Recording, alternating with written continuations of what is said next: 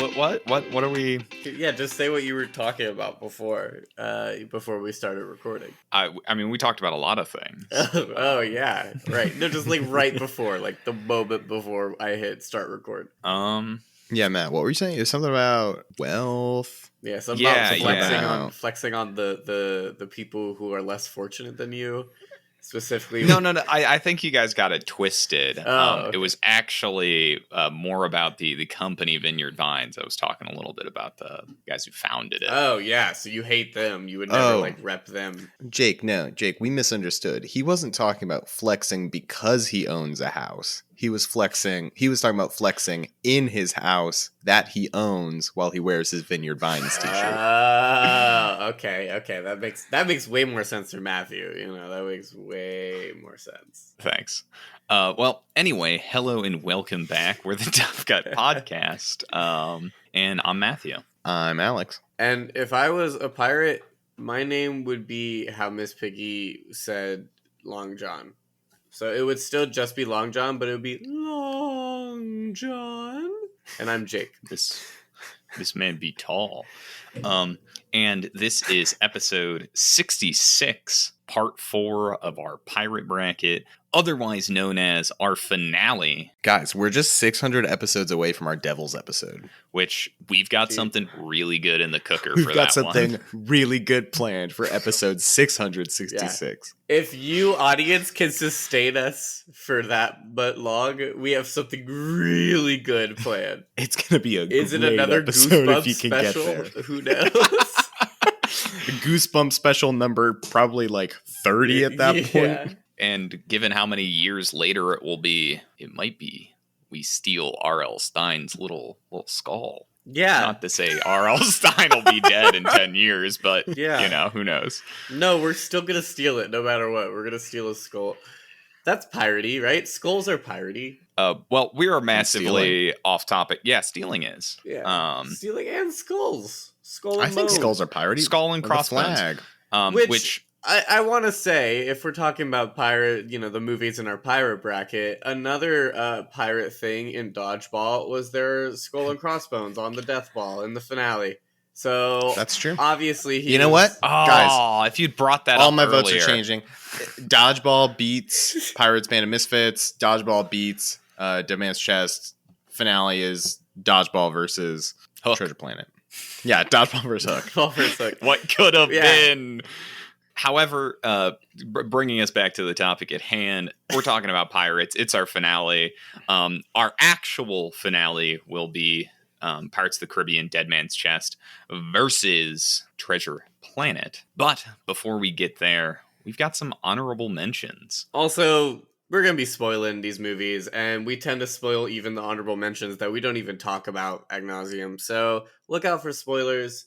And we spoil movies that aren't about we will spoil probably something that has nothing to do with pirates at all. So you should probably find our Letterboxd accounts and watch every movie we've ever seen. Yeah.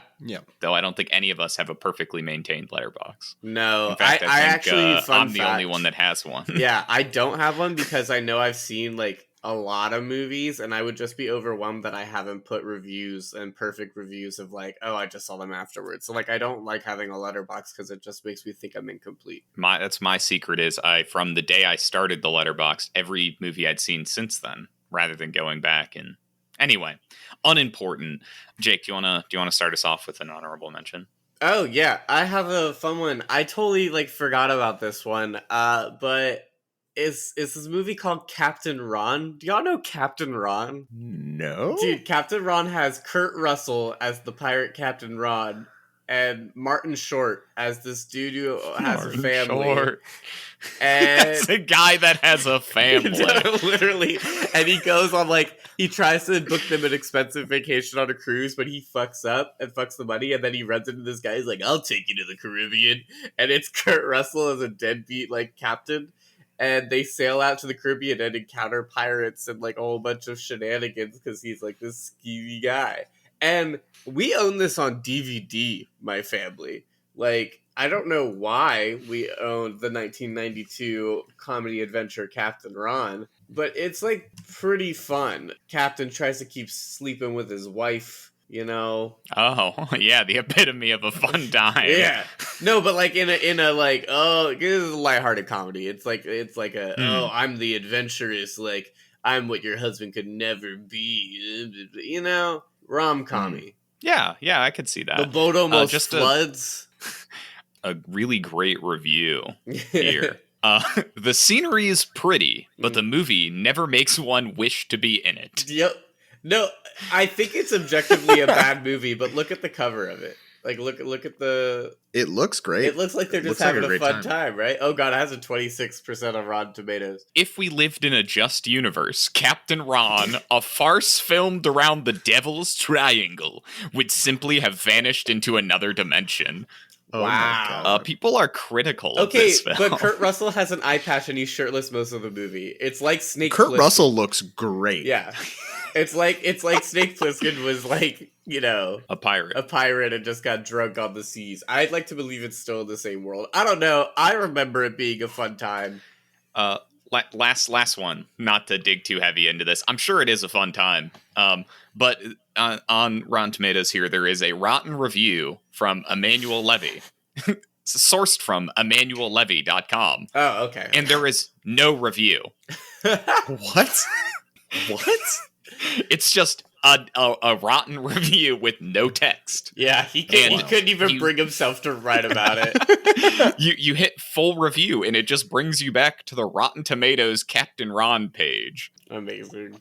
Either way, I'm sure it is actually a fun movie. Yeah, the little kid gets a tattoo on his chest and also like blacks out his left eye to look like Captain Ron. That's really good. Yeah. So this is a quick call before we move on.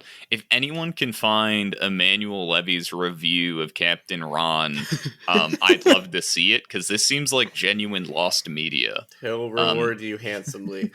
His website doesn't exist anymore, but it's still the top result on Google. Amazing. Matt has a lot of secret wealth. He's willing to pay a high price for the Captain Ron review. Just like I'm willing to pay an incredible price for the genuine Arnuki Beast prop. But nobody has gotten in touch with me about that. You gotta get in touch with Warner Brothers at this point. It's probably Once got a buried little in a more studio clout. lot, like in fucking Indiana Jones style. Like it's probably like buried deep within the earth in a lot. They have to control its power. Like the Ark of the Covenant. Yeah. Sealed in some crate. Alex, what about you? You got a honorable mention? Yeah. This is one that an audience member also picked. The Sinbad animated movie. I assume that that's what the audience member also said. It was for sure, because that audience member also said, not because it's good, but, you know, fun animation nostalgia. So it's probably the same movie. Yeah, it's like the animation was from the like era of like Joseph, like Code of Dreams and like that kind of stuff. Like real good, very fluid. I barely remember it. I remember the like ocean is the villain or something. It's like, is it Calypso? I don't know. Calypso.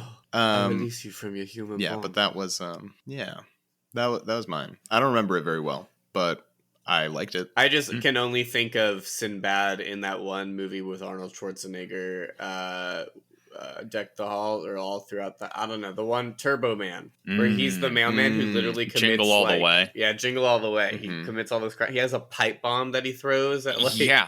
There's a fucking mail bomb is like a major plot point in that movie. Wild. Yeah. I have a lot of thoughts about Jingle All the Way if one day we do Christmas movies. Spoilers for Jingle All the Way.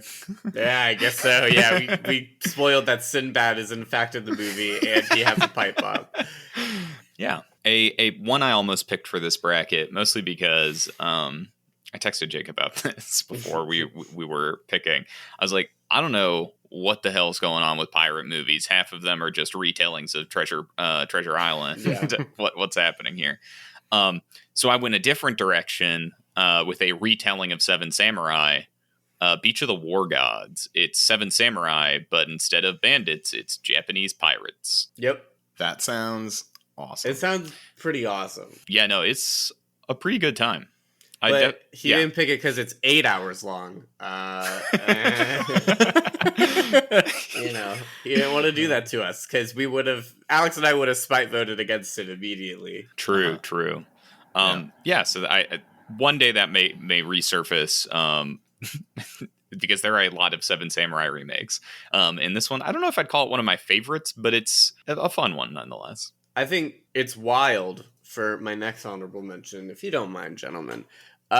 It's wild that this didn't come up in even the audience's honorable mentions when we've been talking about it on the pirate bracket. Just the third Pirates of the Caribbean at World's End. I know people feel like weirdly about it, but I genuinely think it's a fun time. It's a good end to a trilogy. It still looks fucking great. It still has great fight scenes and still has great set pieces. Gore Verbinski is, maybe he's reeling it in a little bit to get some money at this point, but I think At World's End is still a good movie. It has some of my favorite scenes in it. Most satisfying death of a villain is that slow cannonball scene. Love that. That final fight where they're swirling in a whirlpool and the two pirate ships are in the cyclone. That's fucking phenomenal. Pretty sick. It's got some incredible set pieces. Yeah. I love its beginning. That's the one that's yo ho, all together, and then they hang a child in the first second. Pretty fucking metal of you, Gore Verbinski.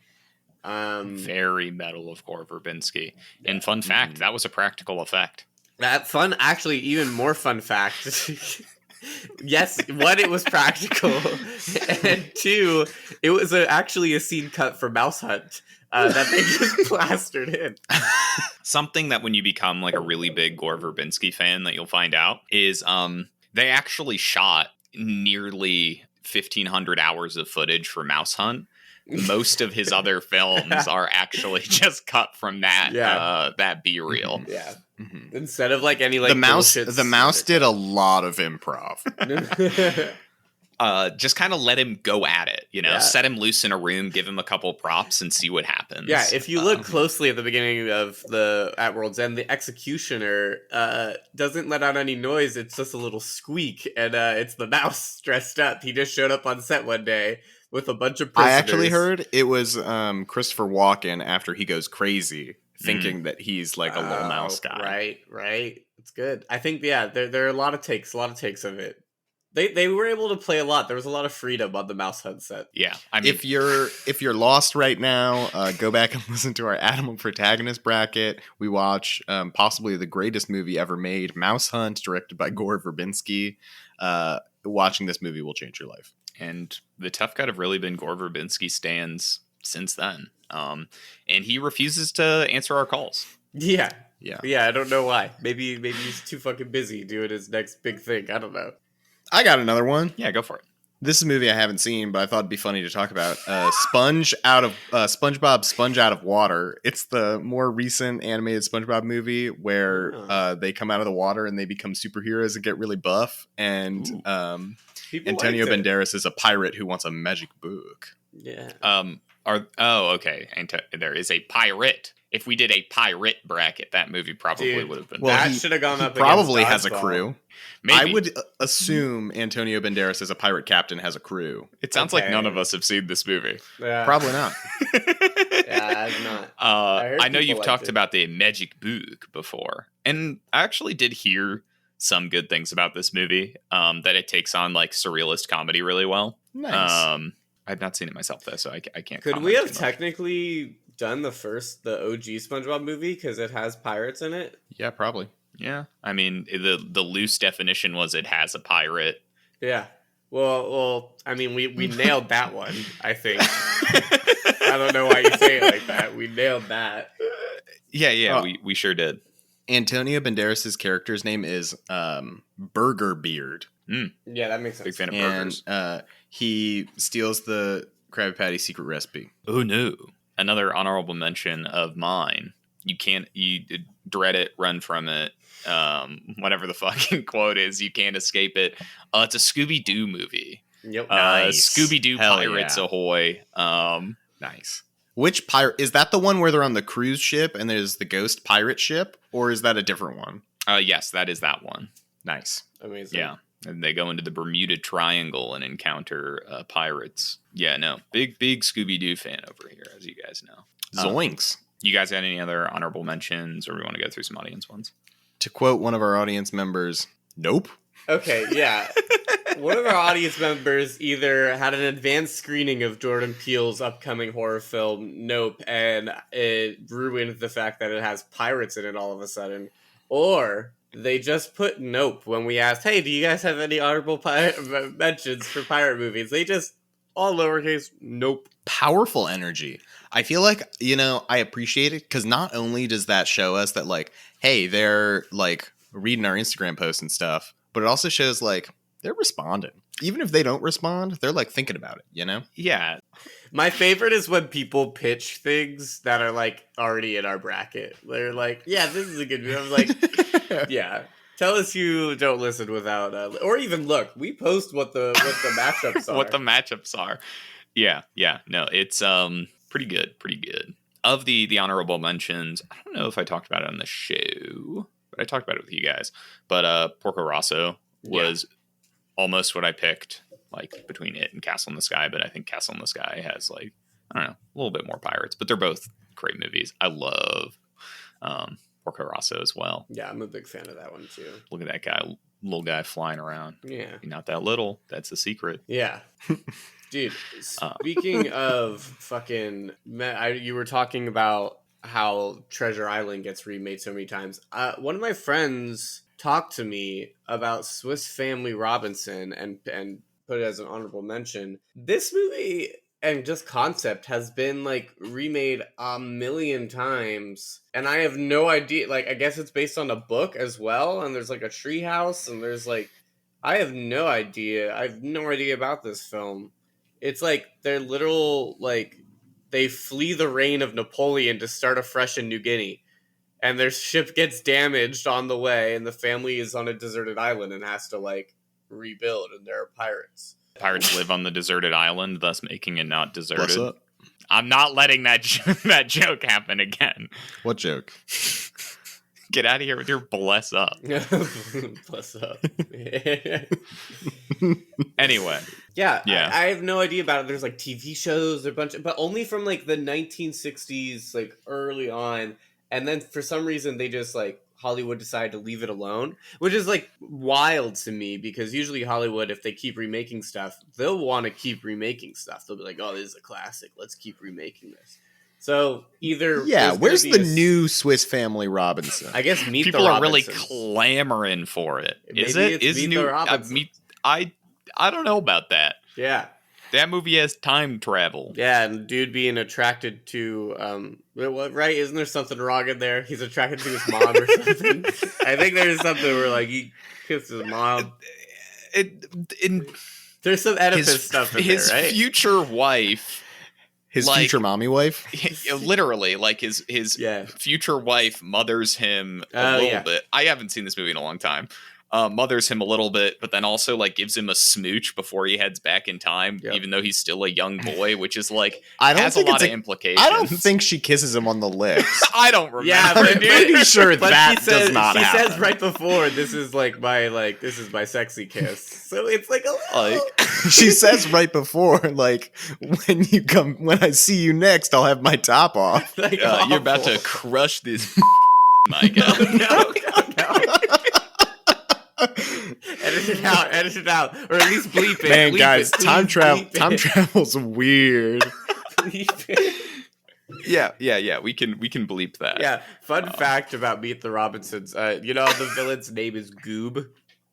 Yeah. And he's like, let it fester and boil. And my sister loved that so much when we were younger. She would call me Goob, and she still calls me Goob. So you're the villain of Meet the Robinsons. Yeah. No, at least I don't kiss my mommy wife. Like, fuck you, dude. Let's not. He's the tragic victim, Matt. I mean, honestly, from what I remember, it's not Goob's fault. Yeah. No, it's Lewis the evil is hat. the fucking nerd. It's the evil hat. Yeah, the boiler hat. Yeah, maybe we should rewatch Meet the Robinsons, because it seems like none of us have a great grip on what the plot was. I have a fantastic grip on that movie. I feel like I could I could arc it out very well right now if we wanted me to, but I feel like that's a trap that we could fall into. We'll spend this the next episode. 47 minutes doing something else, I imagine. But thank you. I appreciate it. Anyone else want to call out an honorable mention from the audience? We still have a bunch. A big one said by multiple audience members, but Captain Phillips, which I feel like probably low-hanging fruit to miss because of people supposedly. Yeah, and also, I mean, it's modern. It's the one, like, modern pirate stuff. Because there's still pirates that exist. My dad would literally go out to sea fighting pirates for stuff he was doing. Shit, dude. I never saw Captain Phillips. I remember hearing that it was good. I mostly remember the, look at me, I am the captain now. Jake, you've seen Captain Phillips. Yeah. Cool, okay, that makes one of us. Yeah, and look, I got actually told to do this, and person told me to do it, got upset that I picked Dodgeball over this. I just enjoy Dodgeball more as a movie. A pirate movie. Sorry, a pirate movie. Mm-hmm. So yeah, Dodgeball, my favorite pirate movie. Yeah, well, you should have voted accordingly then. Okay, yeah, thanks, my guy.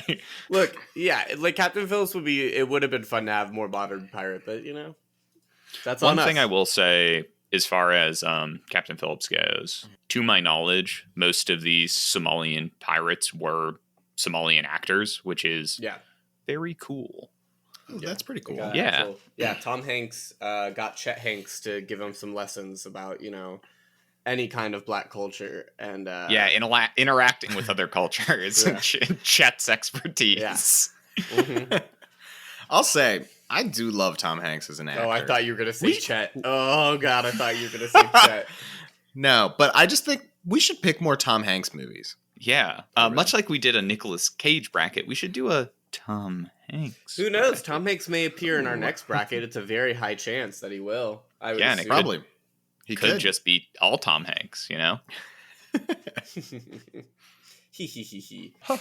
Look, I'll be real. Someone pitched Free Willy.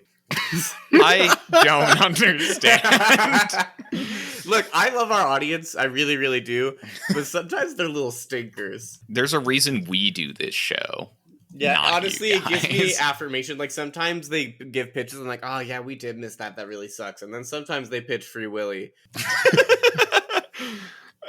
Yeah, which this is like the opportunity where I wish I could ask some questions. I think there are multiple Free Willy movies. One of them is called Free Willy Escape from Pirates Cove. Wait, so there could be pirates in a Free Willy movie. Hey, I think Bindi Irwin is in it. She is. She's Kira. Whoa. The Keira character.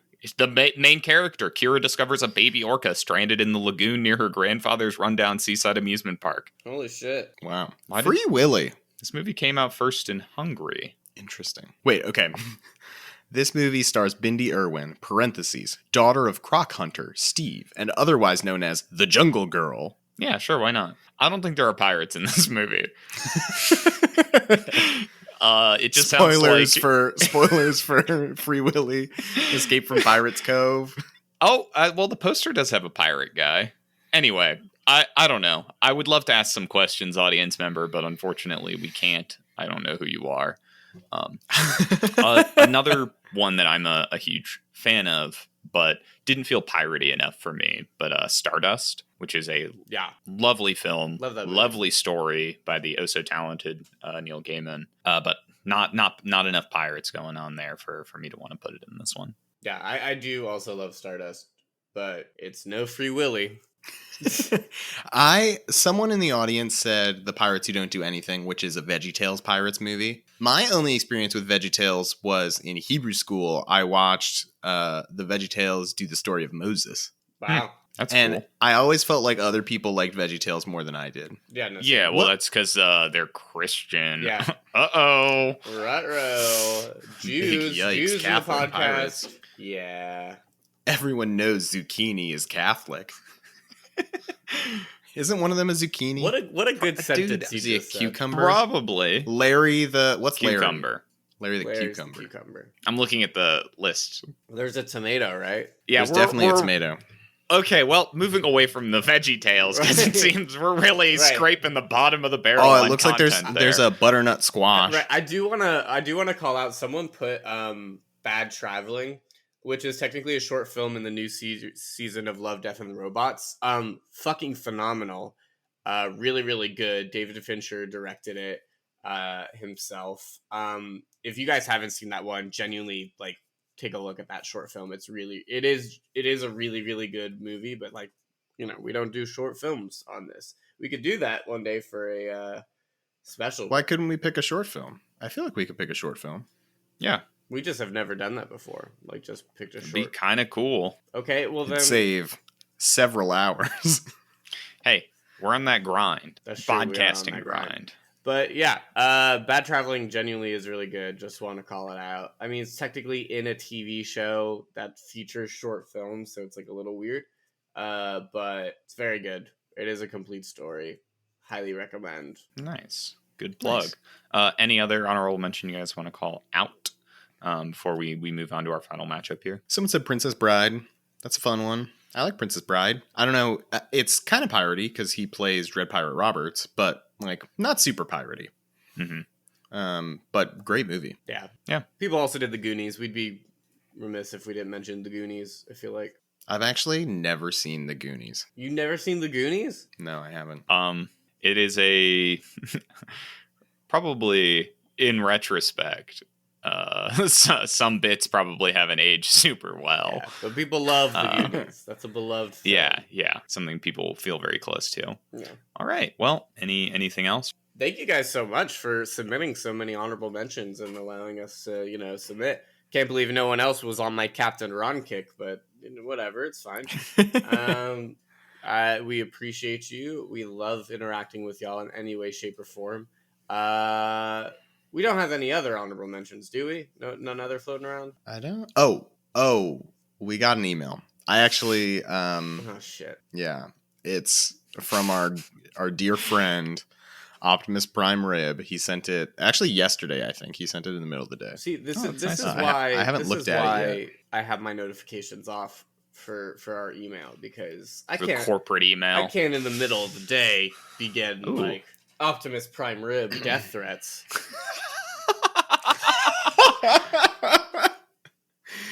Oh, you sick bastard, you've done it again. Optimus Prime Rib has sent us a link to a news article that is titled Transformers Age of Extinction continues to rule the most pirated movies list.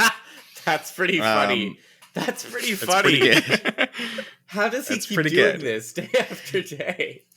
It's actually impressive the way that it continues to be twisted to fit our bracket. Wait, that's really funny.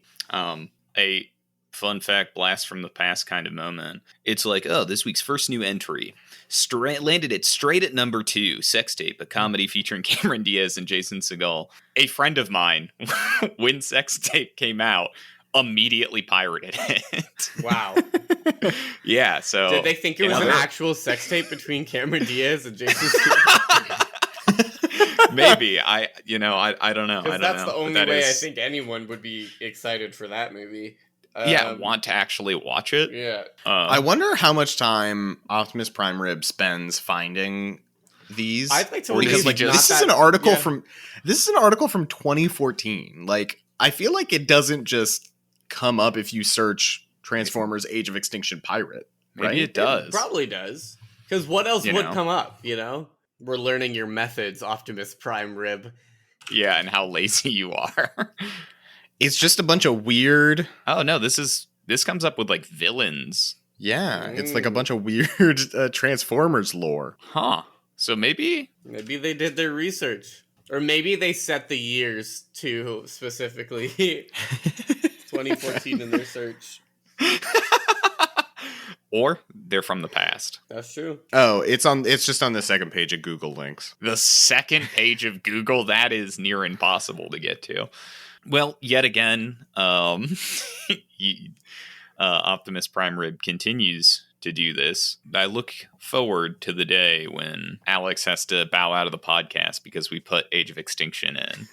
Please, no. Dude, that's the day Please Alex don't do it. retires. He'll do Yeah. it. That's episode 666. Is we have to watch Transformers: Age of Extinction. That's your personal hell, truly, genuinely. If we haven't watched it yet, we'll make a God. commitment to do it for 666. But Can we make a before rule? then. We each get one veto. One veto in the history of the podcast. We each get one. You don't have to watch that movie. Like you literally can just be like, "Nah, I'm not watching it," and you have to say it during the podcast so the audience knows. But like That you didn't watch the that movie. you don't want it. Anyway, with that, I guess thank you so much for the continued interaction from the broader audience and maybe you too, Optimus Prime Rib, because at this point you have committed for, I don't even know how many brackets we've done, but every single one, which is impressive. 14 brackets. Wow, Yeah. dude, that's crazy. As always, I don't know. I lost my train of thought. If you like listening to the honorable mentions, but you thought of some that you could have sent our way, you should follow us on Twitter and Instagram at ToughCutPod. This time we're doing it in the middle of the episode. Whoa, thank you, Alex. You're welcome. And now I'll introduce our movies because we can get right into the matchup, right? Oh, he's just going for it. I'm Yeah, doing let's it. do it. We're Let's doing do it. Finals matchup. We've had some incredible journeys, some incredible discussions, but now we are here. Pirates of the Caribbean 2, The Dead Man's Chest versus Treasure Planet. Dead Man's Chest, directed by Gore Verbinski. It's the second movie in the original Pirates of the Caribbean trilogy. Jack is out there doing his thing. Orlando Bloom and Keira Knightley want to get married, but they can't because they're going to be arrested. In real life. Yep. Bill Nye is got a squid on his face. Mm-hmm. Yeah, That's the second Pirates of the Caribbean movie. Thank you. Thank you. Mm-hmm. Do you want to do Treasure Planet now? Sure. Yeah, I can also do Treasure Planet. You did pitch it. I did. Treasure Planet. It's Treasure Island, but it's in space and kind of the future and also kind of the past. And Perfect. That's it. There's a cyborg. Okay. We covered all the important pieces. All right, well, let's hop right into this finals matchup between these two great films. Obviously, the big one on everyone's mind, Pirates of the Caribbean is a hard foe to topple. That's true. People think pirates. They think pirates, essentially, like, obviously Pirates of the Caribbean lifted it from, like Treasure Island before it, etc. Right. But people think, like, pirates as they're portrayed in these movies. They really defined the cultural zeitgeist for modern pirate movies. And then you have Treasure Planet that killed a version of animation and flopped hard. But we enjoy. Fault of itself. But we enjoy. Look, I've been dreading this finale mostly because I don't know how I'm not voting for Dead Man's Chest here. I'll be right out the gate. It's gonna be hard. It'll honestly, if someone's feeling hardcore about it, they got to do some convincing on my end. And it's not even fueled by spite or fueled by. I think it's fueled by genuinely. It's not even spite. Like, I like Treasure Planet. I don't like it more than Dead Man's Chest. Wow. And that's just like, maybe there's more of it. Maybe it's a sequel, so I got more of it because the first one's good. Maybe I am in that camp of people who like love pirate or like what they think pirates. They think, Pirates of the Caribbean. But I don't know. It's hard. It's just like we talked a lot about how Dead Man's Chest and these movies are just so well crafted and such a feat in movie making, like from a practical perspective, from like an emotional perspective. I just think Dead Man's Chest holds so much weight. It's hard. It's very, very It's hard. really hard. And I think I want to try to praise Treasure Planet for something it does better than Dead Man's Chest, but I don't know. So here's where I'm coming at it from. I agree with you, Jake. It's really difficult because I think the best part of Treasure Planet is the relationship between Jim and Long John Silver. Mm-hmm. Their relationship and like the way that they grow. I guess two things. It's their relationship and the world building. When you take that and you look at Dead Man's Chest, the three best parts of Dead Man's Chest are the characters and their relationships, the world building that this second movie does, Jesus, and the like dynamic way that those intermingle, because they intermingle in a really interesting way to add a ton of weight to all of the different set pieces that the movie has. So it's just it's hard for me to defend Treasure Planet when I think Dead Man's Chest also does the thing that Treasure Planet does really well, but I think it does it better. yeah. It's so interesting because we still made Treasure Planet come all the way this way. We obviously love it for what it is, but it's so interesting to have two movies where it's like, we love this movie, but we like love this movie. And that's like really difficult just because like, I think Treasure Planet's a good movie by all means, but if I'm putting it right next to a candle of Dead Man's Chest, I don't know. What are you stewing? What are you stewing in there in your little hmms, Matthew? What are your hmms thinking about? Because for me, this matchup really comes down to, like, I think there's two different conversations. A conversation of what is a better movie is like one side of it to me, and the conversation of how do each of these deal with their pirates, what do they do with their pirates, and how much pirate they got going on. And for me, the bracket is about the second one. It's about the latter, which I still think, I mean, there's a lot of pirate shit. So that's what I was kind of trying to get at when the first point I was talking about a little bit is we think the Pirates of the Caribbean. That's just like, it has defined the modern zeitgeist of pirates so well. I think of Ben. I don't. Because for a lot of reasons. You try to think of Ben as little as possible. Genuinely. Whereas I think I take issue with this idea that Pirates of the Caribbean's world building is better than Treasure Planet's, especially when it comes to specifically piratey things. Because Pirates of the Caribbean in their world building, a huge portion of it is just lifting from like existing pirate iconography and pirate stuff. Whereas, Treasure Planet is a retelling of Treasure Island as a story, but they take their world building elements and like imagining its way through, what would pirating look like in the Ethereum sea that is our reimagining of space. And I think that's like a really impressive thing to do. Sure. And I do think it gets some like good new perspective on pirate stuff. I brought it up once before, but the scene as they travel past the black hole, and it's like, oh, these people are seafaring folks that know like you've got to tie yourself down because the gravitational forces are just going to suck you away to your death.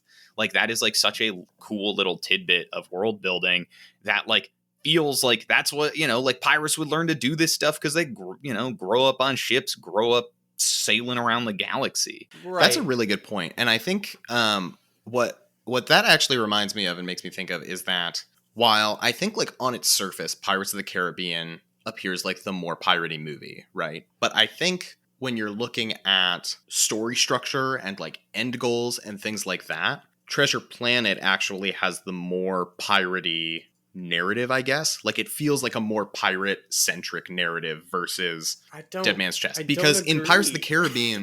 in Pirates of the Caribbean, I feel like it's this like political thriller kind of thing, right? Where you have people with a bunch of different perspectives, like all trying to maneuver a bunch of different variables to like achieve their end goal. And the pirating is a means to the end.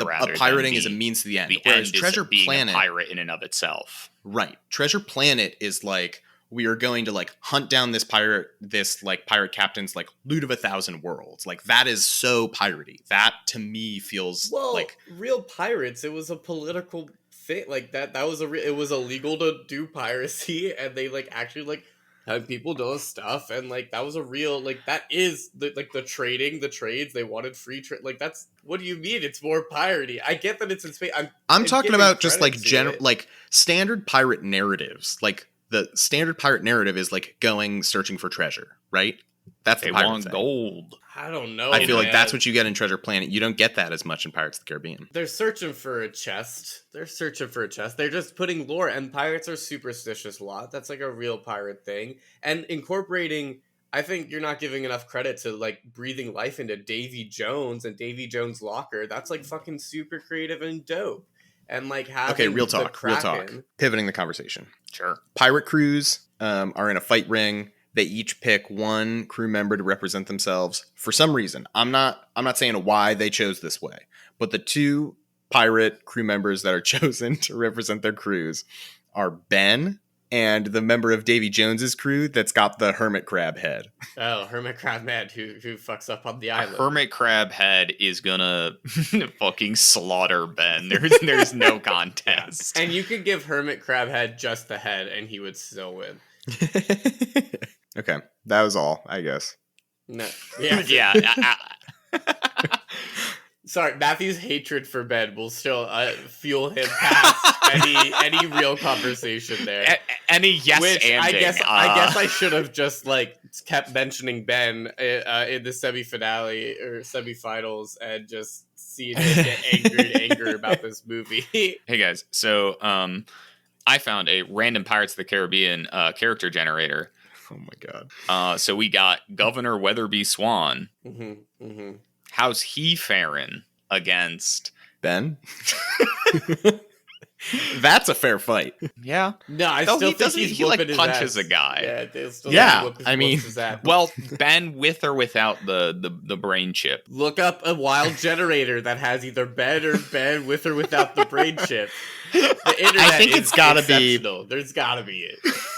I think it has to be Ben with the brain chip because Ben without the brain chip will forget that he's in a fight ring. No, and honestly, the governor like is a squeamish little bitch. So like he'd probably be real scared if a robot started like talking and coming at him. He very much wouldn't understand the concept of robots, Yeah. and I think that would be his downfall. 100%. However, I think in some strange twist of fate, as they're battling, Ben will be like disemboweling Governor Swan, and then just trip over the edge of the boat and fall into the ocean, and then they both die. Yeah, I know. I really think no matter what Ben should lose and could lose in any scenario, it's just a matter of how and when and why and how long it takes. I agree. Because it's the ending we deserve. Yeah, it's the ending Ben deserves. I went back and rewatched the ending of Treasure Planet because I was like, oh my god, it's amazing. They left Ben out of it. Then it turns out they hired him as like he works at the cafe. Yeah. I'm like, damn. I burned that out of my brain when I first watched the movie. So looping back to these two movies here, it is tough. I do think that there are flaws in both of these films beyond Ben and beyond sort of the beginning of the Flanderization of Jack Sparrow a little bit. Yeah. Something I think is a really interesting approach each of these films take is, by and large, Treasure Planet is a very slim experience. The plot essentially erupts into Jim's life 90 seconds into the movie. Whereas Pirates of the Caribbean is obviously very long movie, a fairly long movie with a lot going on. And just like experientially, how do you guys think these movies are using their like length and structure to their advantages? I think it's also, unfortunately, especially during that time, to have an animated movie be egregiously long. Longer than 90 minutes, basically. Yeah, genuinely. Well, because like they want to be making them for kids and the kid audience, and kids' attention spans like just won't hold that. But Pirates of the Caribbean, still based on a Disney ride, still trying to be at least semi-catered towards kids, put a longer time because they're like, you know what, we're building a world, we're building something. I think it is a hard sell on the surface. Like if you ask me, oh, would you rather watch a 90-minute animated pirate movie that's still like really good, or would you rather watch like an almost 3-hour like pirate movie based on a Disney ride? Like on the surface, like I'll probably pick the animated pirate movie, but I think once you get past that surface, it's like I just think Pirates does like they needed all of that time. Like I don't feel like they didn't use that time well. Yeah. Yeah. So that was actually what I kind of wanted to bring up specifically about Pirates of the Caribbean that I think is done so well. It's a long movie, but they employ their time for like 90-ish% of it really, really well. Yeah. So they have this super broad scoped narrative where they've got a lot of intersecting plots that are eventually going to kind of come together. So they've got characters sort of across the Caribbean doing different things. And you need a lot of screen time for that. And I think they pull it off really, really well.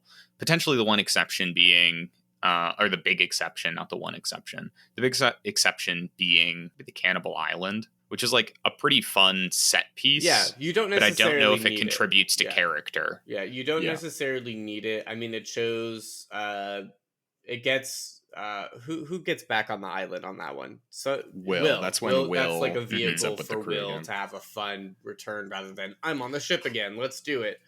So and that's probably why it's in there. Yeah, I think to your points though about runtime, I think Pirates of the Caribbean uses its time really, really well. And I think what it does so well is that it is constantly building. It has these like minor climaxes, but it always like ramps back up very quickly. And so you're anticipating what's next the whole movie. Versus, I feel like the issue with Treasure Planet is, like you brought up, Jake, like there's just not enough of it. Like it needed more, I think. And it says so much that I want more, right? But I wish we had it. I feel like, the whole montage of Jim and Long John, like learning to sail, and then like that juxtaposed with his dad leaving, that does so much to strengthen their relationship. Like, I think the time is used really well and really effectively because that relationship is so good. But I feel like there was more, or like, I feel like there should have been more. Right. As good as what they had was, I wish that there was more. Yeah, they were basically forced to make this super, super tight narrative, which I think works really well. Yeah. However, it would have been nice to let it breathe a little bit. We could explore this world a little more, which is one of the benefits I think Pirates takes full advantage of, because as much as it's kind of a lot at first glance, a 2.5 hour long movie, it I think generally uses its time pretty effectively, and you can really get to see a lot more of the world and what's sort of going on with a lot of different characters, which is nice. I just can't and I may find disagreements in this statement, but just I can't shake the feeling that with Treasure Planet, and it may be all of the context of, when it was made, how it was made, all that stuff. I felt like they didn't believe in it as much. Like they were super creative. They did like creative things, but I feel like they didn't believe in it as much. And so they didn't give them as much like time and space. And as much as like something like Dead Man's Chest, where I feel like they believed in that scope and story so much that they flung everything. Like, this is a sequel, so they gave them a little bit more like room. And that's not a knock on Treasure Planet. That's just like, I think, how it came down to how both of these were created and like the stories surrounding them. Who are you saying didn't believe in it? Are you saying it's like the creatives or the Disney execs? Because I feel like the creatives believed in it. No, yeah. I don't think the Disney they're making execs a labor did. of love. It's like an anime. Like, yeah, they believed in the movie, but I don't think they were given enough space to grow and like actually do stuff. Whereas I feel like in Dead Man's Chest, they gave them space to grow and do stuff, and I think it's just evident. Yeah, there's a reason, because it was expensive, and Disney was like, "We're not going to give you the money you need," because the director pair, Ron Clements and John Musker, they repeatedly tried to get Disney to greenlight this. Yeah. And Disney had them making other projects to be like, okay, 5 for me, 1 for you kind of deal. Exactly. So they worked on, a whole bunch of other Disney properties that were immensely profitable. They super, super believed in this story. It was, Disney executives that didn't. Yeah. However, I think with that said, I still think Treasure Planet is super successful with what it was given, and creates a really, in my opinion, like still my favorite version of the Treasure Island story. Right. It's so great to see that get the opportunity to come to life. Yeah, which is not a knock on Pirates of the Caribbean. It's more that Gore Verbinski made the first one. The first one was great, and Disney was like, "Oh, we got some stuff going on," and was like, "Here, have the money, make this one, shoot it back to back with the sequel. That we are going to make the most expensive movie ever made." Right. And like that is how much they believed in this property, and it shows. There's so much love and attention put in, and they put their money where their mouth was on that love and attention. Yeah, I just wish that Treasure Planet got the same amount of attention, like love and attention. And I feel that way about a lot of like, you know, animated movies that get just like thrown under the radar just because it's expensive to make animation and not a lot of people see it because no one want to watch a little kid movie. And I'm like, that sucks. I'm not going to make $1 billion on Treasure Planet. I can make $1 billion by, you know, making the 19th Marvel movie. Right. I don't know how many there are. So probably more than the joke may or may not make sense. How you guys feeling? I feel like there's still more we can talk about, but every conversation seems to be met with the same conclusion. It's a tough one. I think it's just hard, and I'm trying to be like open about it, but it's just not.